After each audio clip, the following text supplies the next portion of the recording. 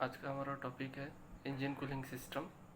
Engine cooling system की need क्या है वो हम देखेंगे, उसमें क्या क्या कंपोनेंट्स आते हैं वो हम देखेंगे, हर एक कंपोनेंट का क्या क्या फंक्शन होता है वो भी हम देखेंगे। तो हम स्टार्ट करते हैं अभी पहले स्लाइड से हमारी। Why vehicle need a cooling system? इसका आंसर जनरली लगभग सबको ही पता होगा, फिर भी आंसर इसका क्या है। बहुत जनों का कहना ऐसा है कि engine cooling system sir engine ज़्यादा हीट ना हो उसके लिए है, या इंजन को ठंडा रखने के लिए।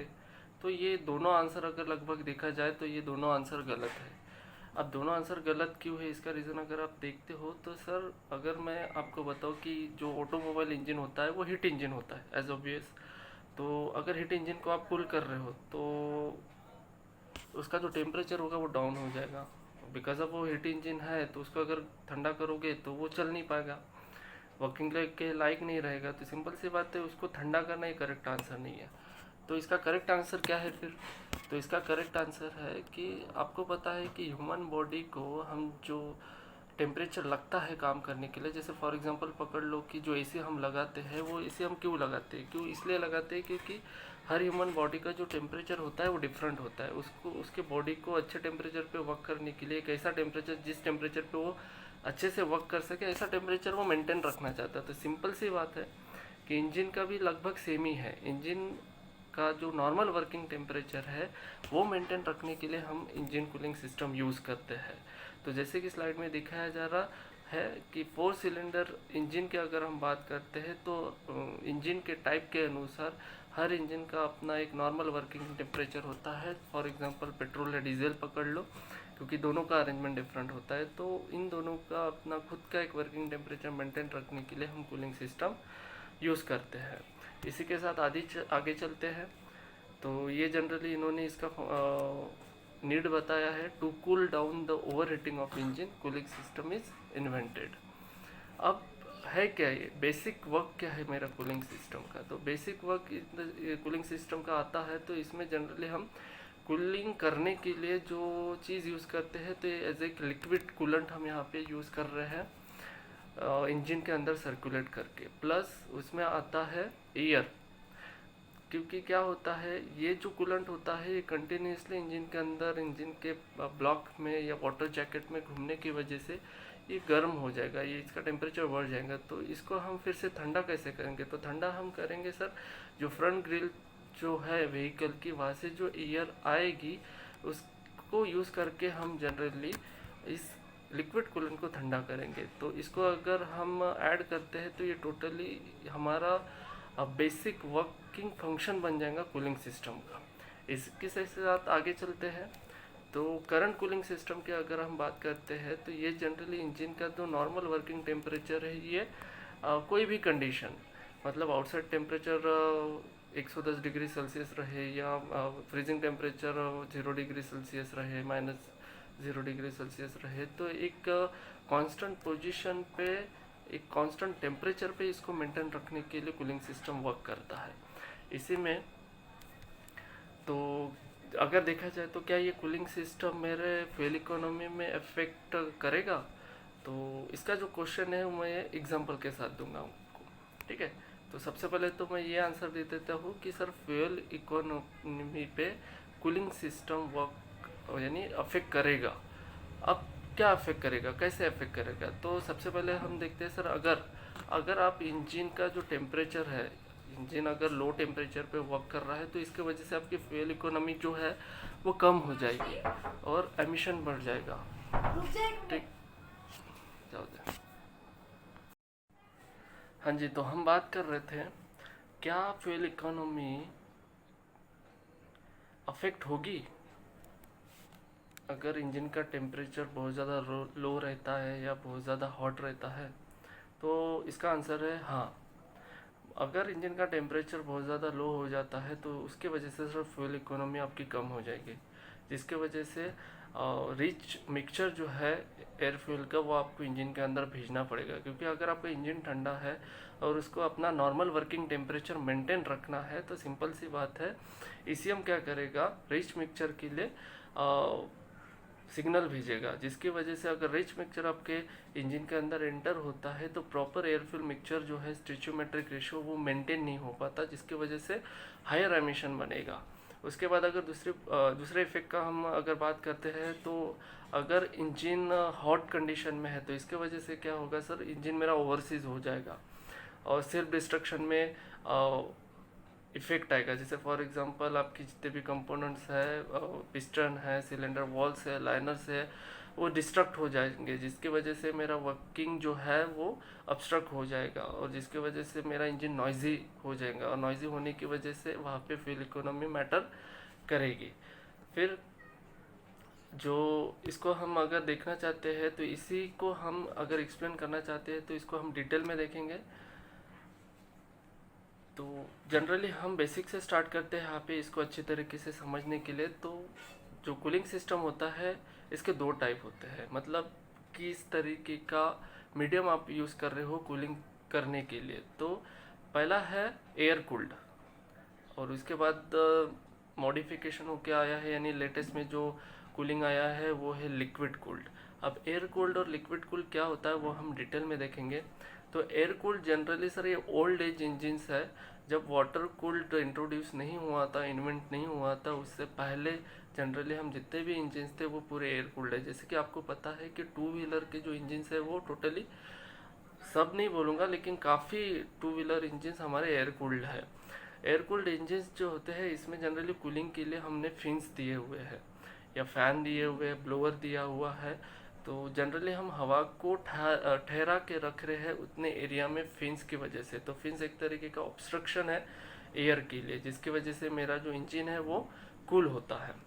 वहीं पे अगर हम लिक्विड कूल्ड की बात करते हैं तो जनरली ये मेरा नहीं, एक्चुअली ये कूलिंग सिस्टम में एक अच्छा इन्वेंशन है, करंट इन्वेंशन है। और ये जनरली हम इसमें जो इंजन का जो नॉर्मल वर्किंग टेम्परेचर है एक स्पेसिफिक टेम्परेचर पर मेंटेन रखने के लिए हम एक तरीके का लिक्विड यूज़ करते हैं। जैसे फॉर एग्जांपल अगर मैं आपको बताऊं कि सर हम आपका क्वेश्चन भी हो सकता है सर कूलिंग सिस्टम में हम नॉर्मल वाटर क्यों नहीं, प्योरली नॉर्मल वाटर क्यों नहीं यूज़ कर सकते हैं। तो प्योरली नॉर्मल वाटर हम इसलिए यूज़ नहीं कर सकते हैं, सिंपल सी बात है, अगर आप करते भी हो तो मेरा जो नॉर्मल वाटर रहता है उस वाटर का ये रस्ट जो होता है मेटल को जल्दी रस्ट करवाता है, मेरा जो नॉर्मल प्योर वाटर होता है।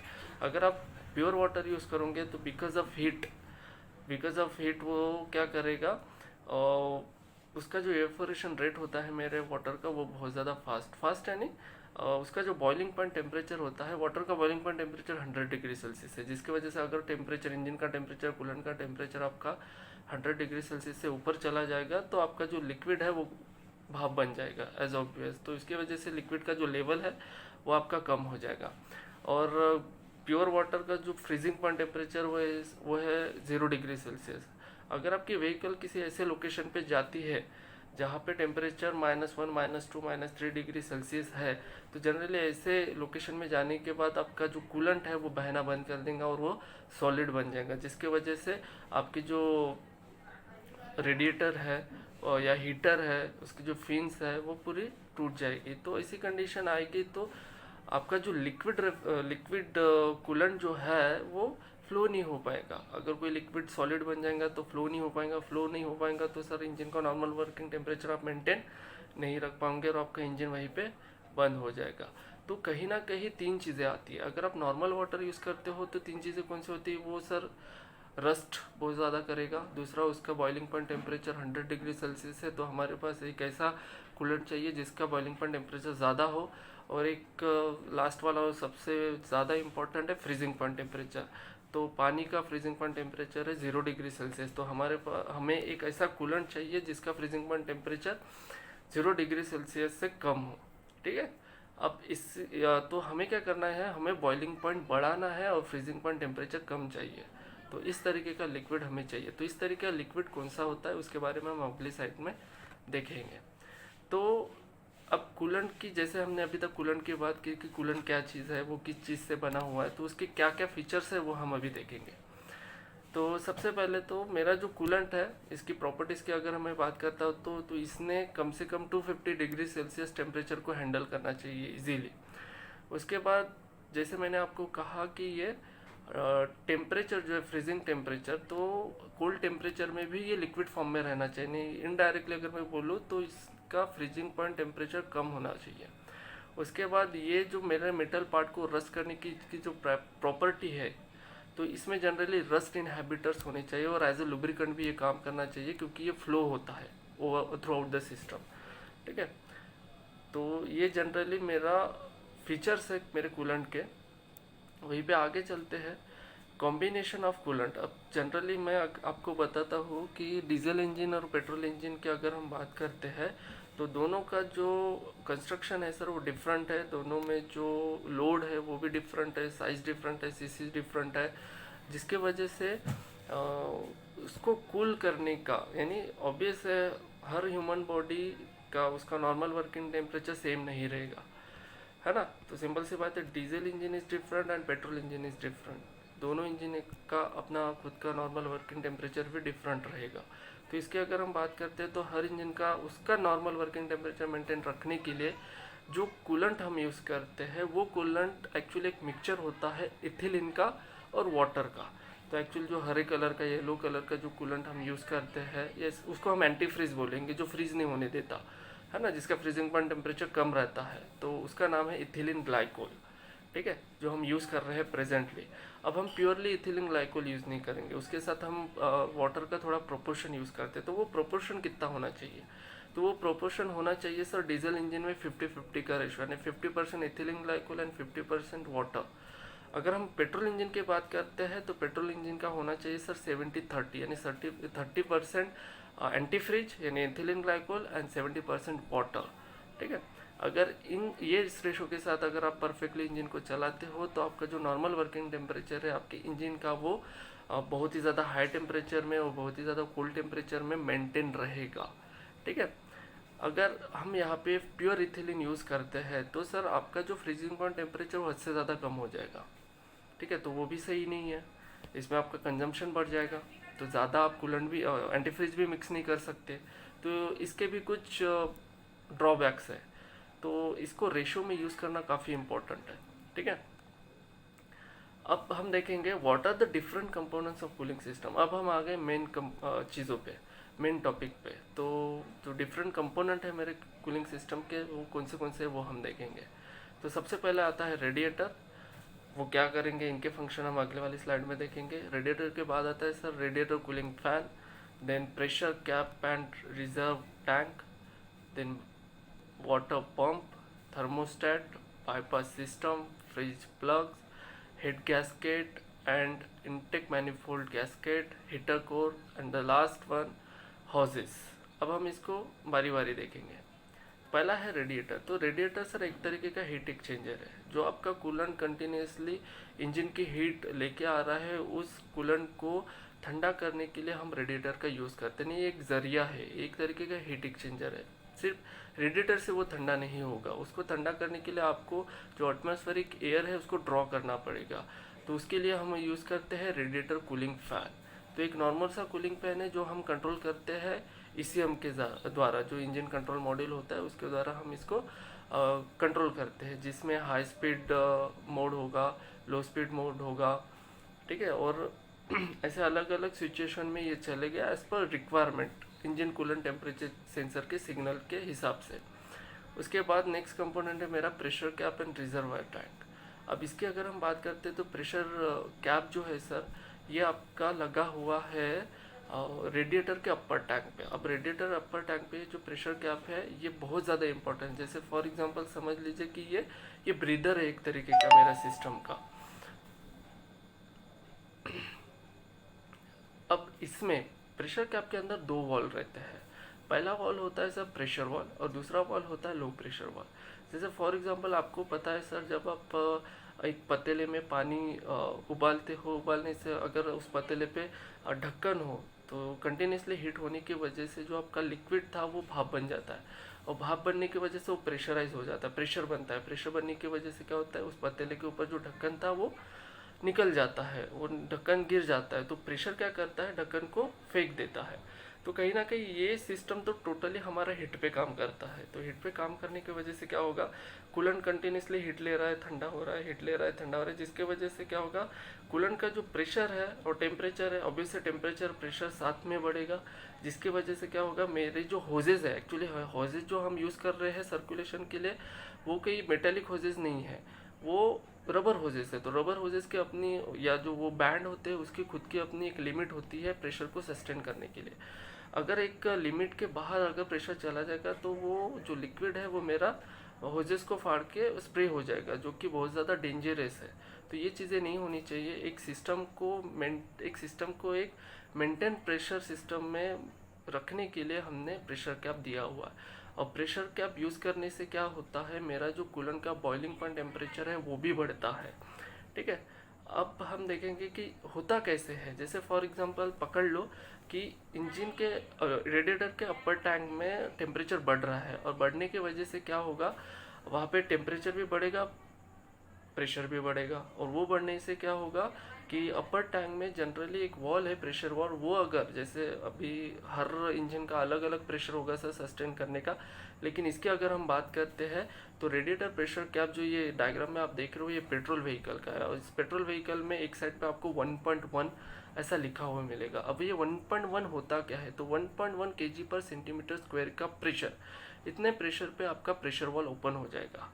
ये प्रेशर आने के बाद अपना प्रेशर वॉल ओपन हो जाएगा, और जो एक्सेस प्रेशर है कूलेंट है वो कहाँ पे चला जाएगा, रिजर्वायर टैंक में। तो ये चीज़ आपको ध्यान रखनी है। तो इसके वजह से क्या होगा, मेरा system with in the pressure system काम करेगा।